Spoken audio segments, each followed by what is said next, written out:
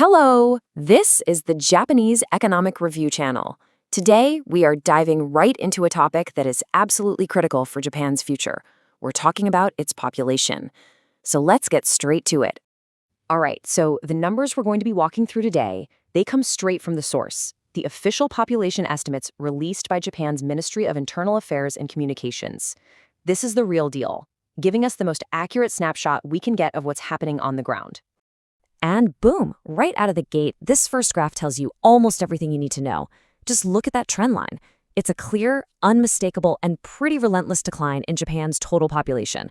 Honestly, this one image is the foundation for everything else we're going to talk about today. Okay, so here's our game plan. We'll start with the big picture, the overall decline.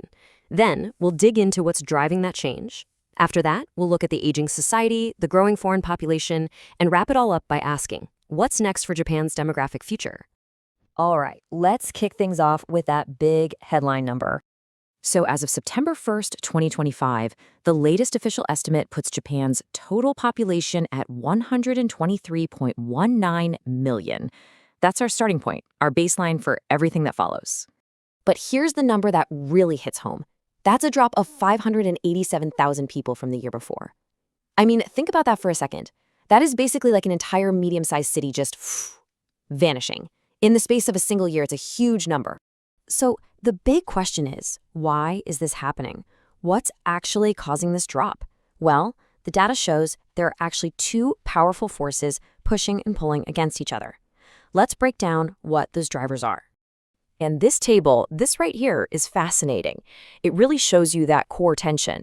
Look, on one side you have natural change, births minus deaths, and that's a drop of almost 890,000 people, a massive decrease. But then, look at the other side, migration change, people moving in versus people moving out.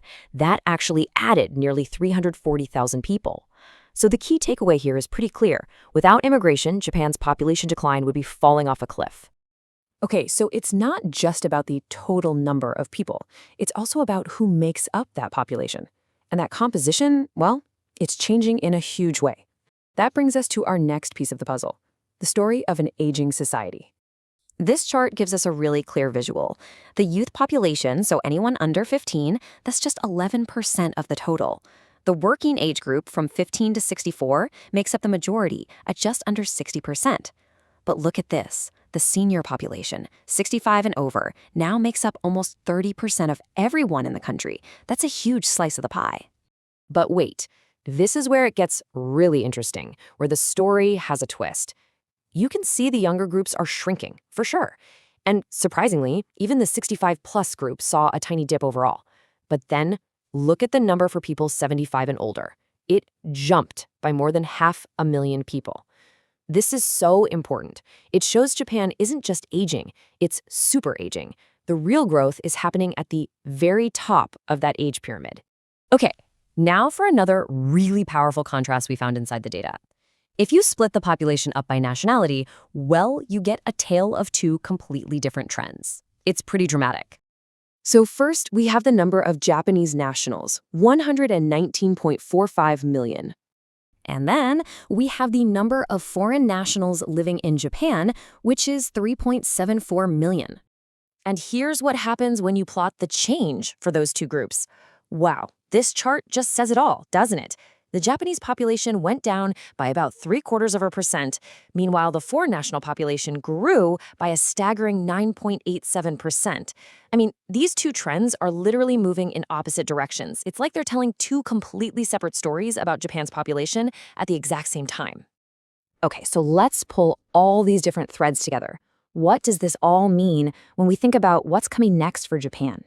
If we boil it all down, there are really three huge takeaways from all this data. First, the total population is going down, and that's not changing anytime soon. Second, society is aging fast, and it's that 75-plus age group that's really surging. And third, the foreign-born population is becoming an incredibly important part of the demographic story, helping to balance out that natural decline. And that really leads us to the final critical question that all of this data points to.